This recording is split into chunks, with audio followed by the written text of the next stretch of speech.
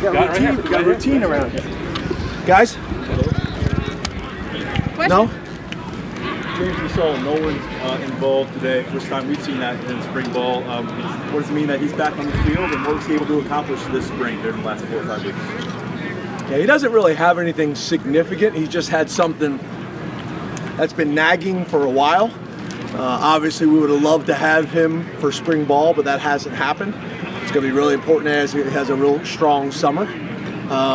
But he was able to get some individual work today. So, you know, you hate to see those guys miss the reps, but it is a blessing in disguise for the other guys that got a ton of reps in practice, Javen and Alicini and those types of guys.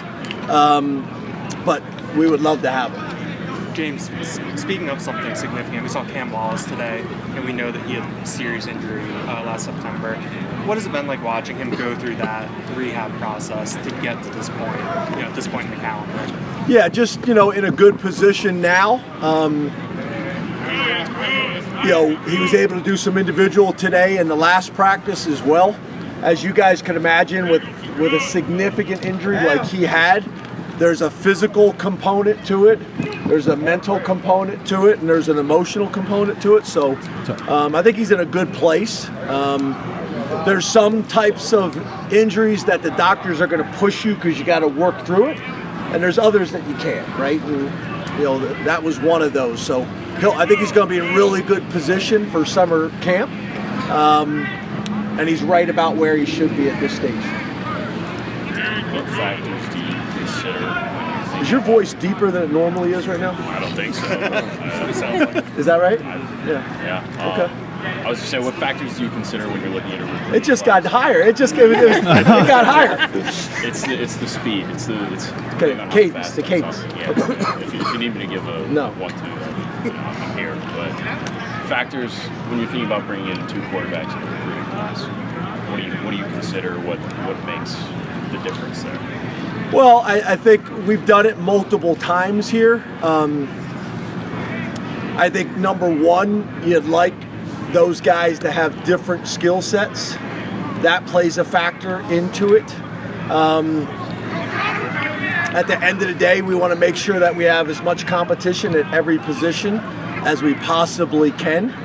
And I think we all seen kind of what's going on in college football with the transfer portal, that we want to be aggressive at that position. But I will also say this, that we don't do anything without communicating ahead of time, because we got a ton of respect not only for our program and how we have to run it, but also the decisions people have and the decisions they've made. So we're just very upfront and honest and transparent, and wouldn't make any of those decisions unless people are comfortable. James, will you be able to go to the draft? Will you be able to attend a draft with Abdul or go to see Tyler? And can you talk about what it means for the program to have that sort of visibility at that level? Yeah, so last year I think we had 2 guys drafted in the first round. I think there was only 6 programs in the country that had 2 guys drafted in the first round. We'll have 2 guys drafted most likely again in the first round, so that list will shrink.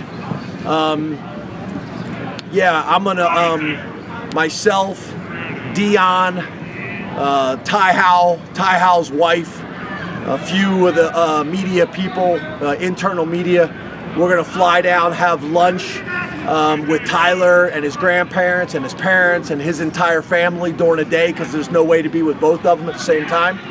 And then Ty will stay there and Karen will stay there and have celebrate with Tyler Warren, and then they'll rent a car and drive back.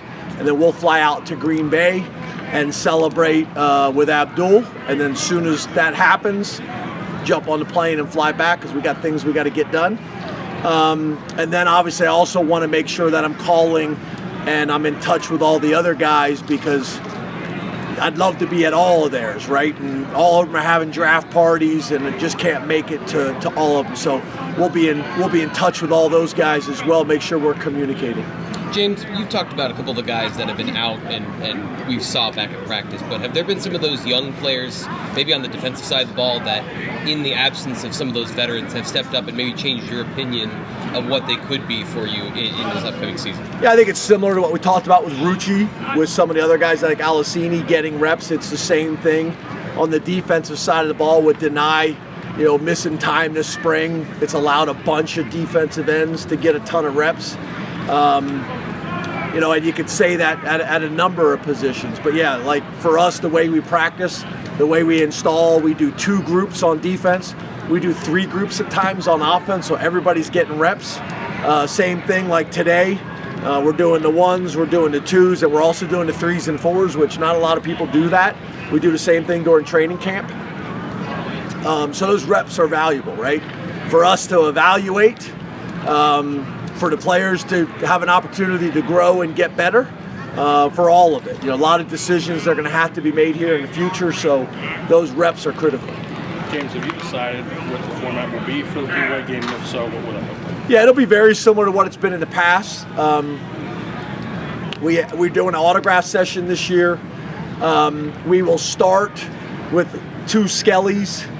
Then the first quarter we'll go thud, so everybody can get reps.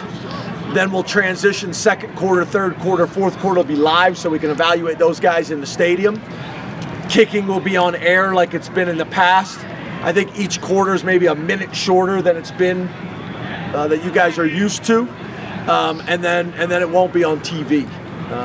That was one of the things I was adamant about with the changes that we're making, but it'll be very similar to kind of what we've done in the past. James, have any of the January enrollees, I know it's still a little bit early, but with spring almost done, anyone kind of flash for you, or anyone you think that maybe has a chance to help themselves in August if they can build on what they did in the spring? Yeah, I think so. Especially the guys that were here during the playoffs and things like that. Again, I hate doing this because if I say somebody, and then I know I'll walk up my office and the guys say, I wish I talked about this guy. Alicini and Troutman, the 2 linemen, have been really impressive. I think Darius Dixon has been very impressive. I think Tyke has flashed and been impressive. I see right now, he doesn't look like it, but he's gained a few pounds. He still looks like he's about 137 pounds, but Lyric is starting to flash right now. You wouldn't think he's 185 pounds. Again, he does not look like it. Randy Adarica has been a real pleasant surprise. So there's really a bunch of them that I could say. Kobe Howard. A lot of guys are talking about Kobe Howard. He's flashed. So really a bunch of them.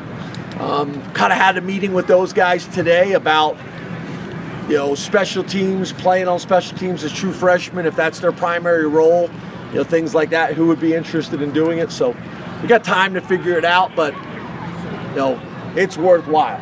We don't push anybody to graduate early and come in here early, but the guys that want to do it, it's valuable. Academically, it's valuable. Football-wise, it's valuable. James, you mentioned Tyke there. We heard from Stan about him last week too, so I'm just curious specifically on him. What is it about his body of work this spring ball that gives you that confidence and that you're going to put his name out? He's just very driven. He's very motivated. Aliquippa's a hell of a program.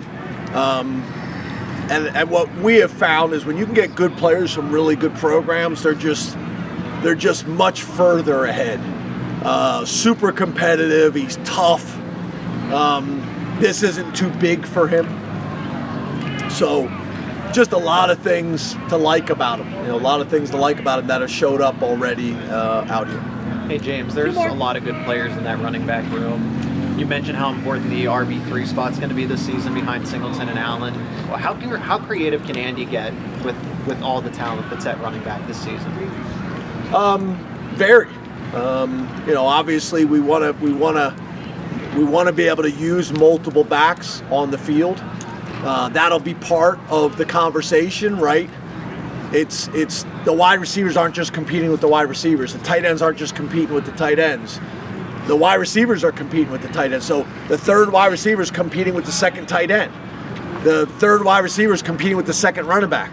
The second tight end's competing with the second running back in terms of who's going to be on the field, right? And obviously we'll do a little bit of all those things, but at the end of the day, we got to get our best players on the field. So the more that we can use our running backs in different ways, like receivers, helps with that.